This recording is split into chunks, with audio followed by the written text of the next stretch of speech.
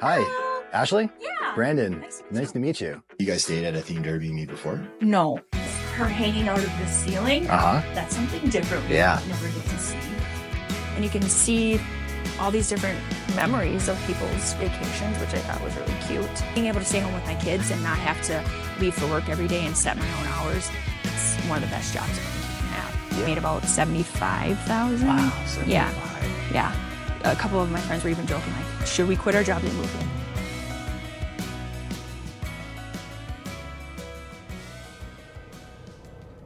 What if the most valuable thing in an Airbnb business isn't the property itself, but it's of the stories of the people who stay there? Right now, I'm heading over to my Alice in Wonderland-themed Airbnb where a group from Minnesota is staying. Just like hundreds of guests before them, they booked online, they'll leave a review, but we'll never actually meet. In the years I've been hosting, I've made a living from strangers sleeping in my properties. But I realized something strange. I don't actually know who it is that's staying in my homes or what kind of stories these guests might bring with them. So today, I'm doing something a little bit different. I'm showing up unannounced to meet my guests face to face and find out who it really is behind the bookings. I have no idea what I'm about to walk into or who I'm gonna meet, but something tells me there's more to this Airbnb thing than just a transaction. Let's find out.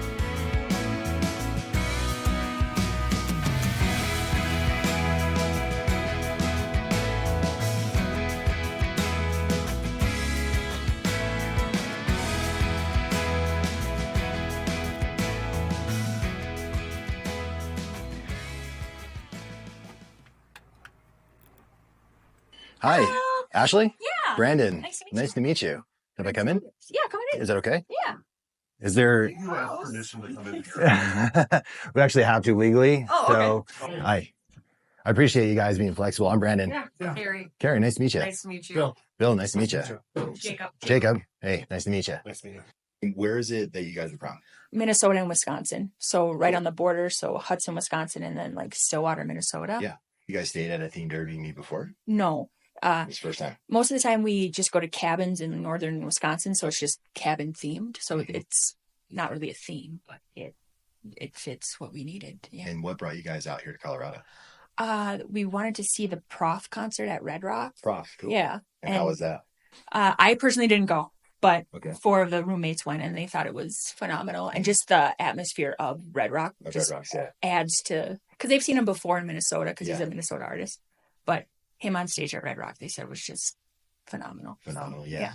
Was it their first time at Red Rocks? Yes. It's the first time in Denver, really. In Denver, In the area, yeah. Just everything around here, like the mountains and the open pastures around the freeways. We don't have that in Minnesota. It's just like... Flat. Yes, flat. And unless you're in the country, you don't typically see horses or cows. And here it's right off the freeway. And you're like, wow, that's interesting. Yep. You're living in nature. Yes. So we went to Casa Bonita because we're big. You did? We're big South Park fans. So yeah, same here. Yeah. Was it hard to get tickets? We booked it months ago.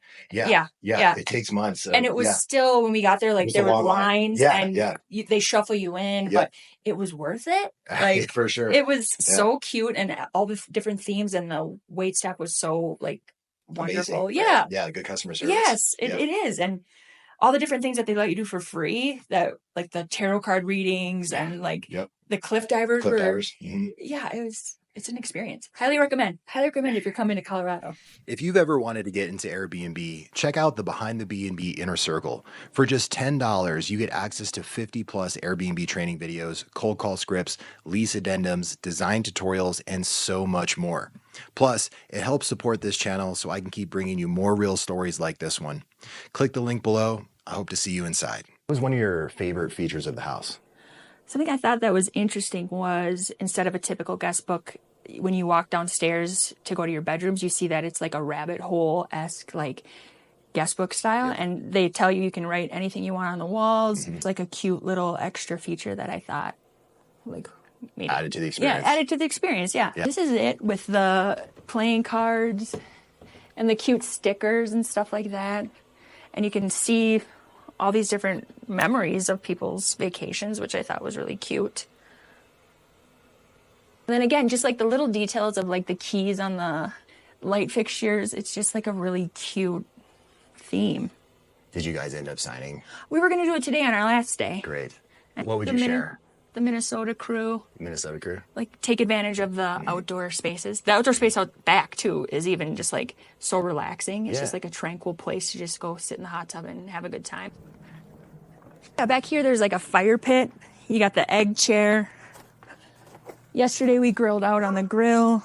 Hot tub fits. We were able to fit all of us in pretty comfortably. Just sitting out here with, like, the lights. And it's just a really nice neighborhood and like a perfect Airbnb, especially if you had a family. I would think this would be perfect. We get a lot of bears in the area, and we can't leave our trash out anymore. We've actually had a few guests. They like come out of the front door. It was funny. One guest did it, and we got it on camera. She like let us know. She's like, there was a bear last night. She like came out, saw the bear, was like right there. She like screamed and then like turned and like ran back inside.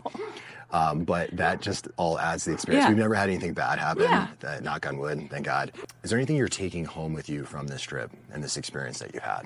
More so just not really the trip, but more the realization that I need to take time to do stuff with my friends, like, and that it's okay to take a trip away for a little bit and decompress and like recharge your batteries so you can go home and be a better mom and person at your job. And everybody deserves a break. And in Colorado, I feel like the vibe here is a little bit less hustle and bustle than it is in Minnesota. So a couple of my friends were even joking, like, should we quit our jobs and move here? And I was like, yeah, I mean, we could. Yeah. But I have 2 kids and a family, and I sell vintage goods on eBay. Oh, you do? Yeah, so like I'm my own boss, but because I'm the only employee in my store, I have to work all the time. Like even when I'm not working, I'm thinking about work. But here, I just shut it off, and it's kind of nice to not have to constantly be answering emails or messages and getting away from it, which is you're probably familiar with because customer service, and it's just nonstop. You don't shut it off. Yeah, you have to be available to the people you're selling your goods to, or if there's an issue, you need to address it right away. You can't be like, oh, I'll talk to you in a week. Yeah. Like, tell me about the vintage goods that you sell. Like how did you get into that, and what's involved in that whole process?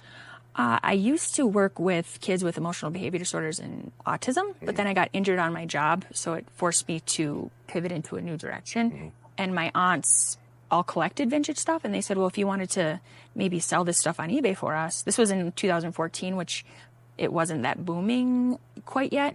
So I started selling there, and then realizing how much I could make off selling vintage toys and goods, I would kind of pick up more and more stuff.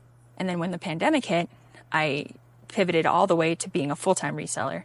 And now I just find stuff at auction or random garage sales, and you can make a pretty good living off of it. What are the numbers for something like that? How much can you make?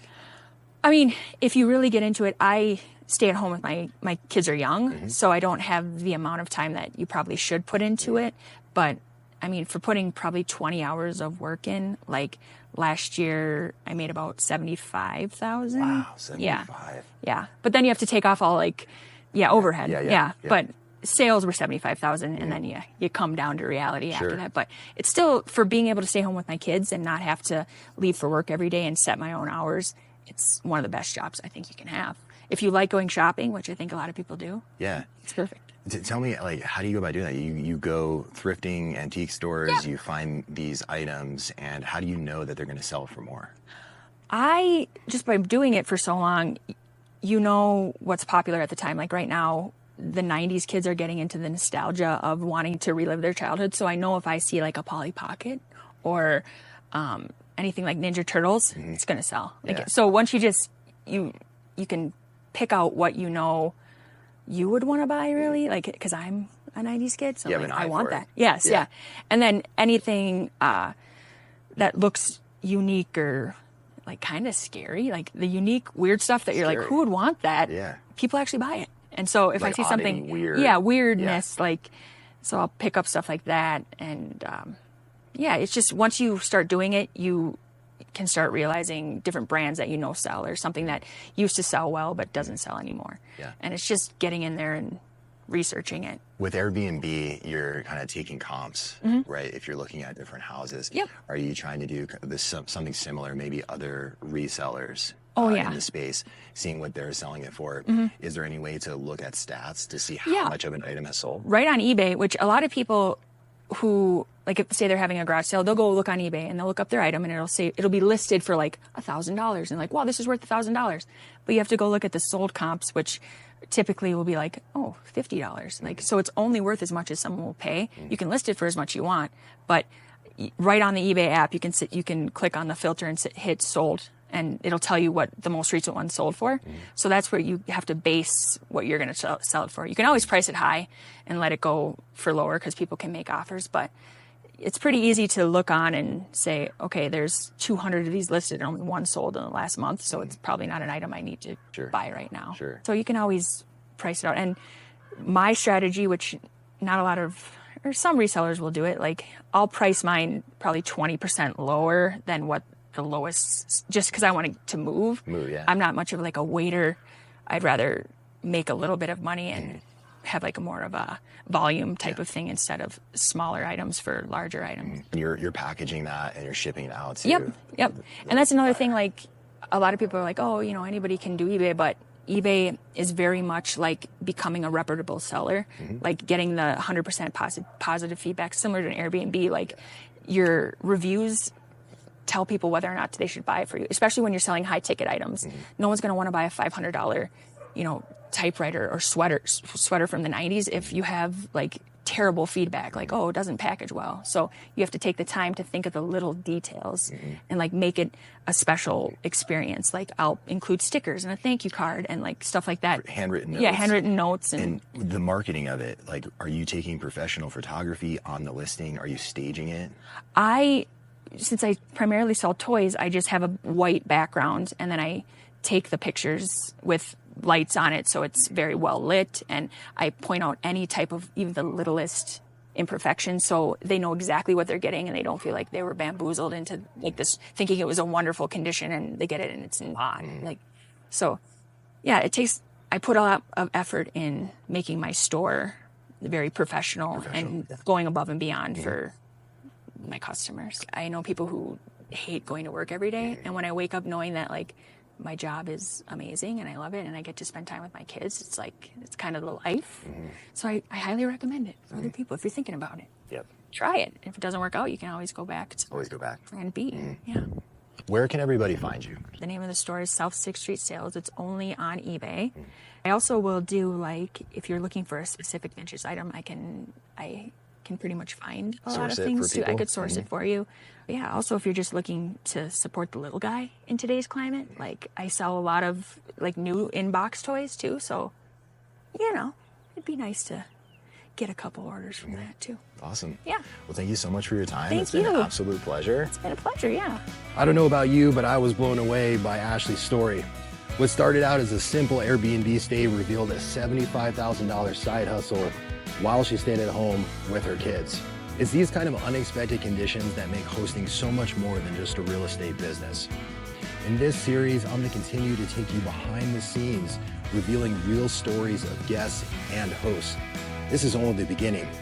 This weekend, we're actually flying out to Seattle to design and build an Airbnb from the ground up. And I'm going to take you with me every step of the way. So if you like this Alice in Wonderland-themed Airbnb, wait till you see what we have in store for you. Go ahead and hit that like and subscribe button. Thanks for tuning in today, and we'll see you in Seattle.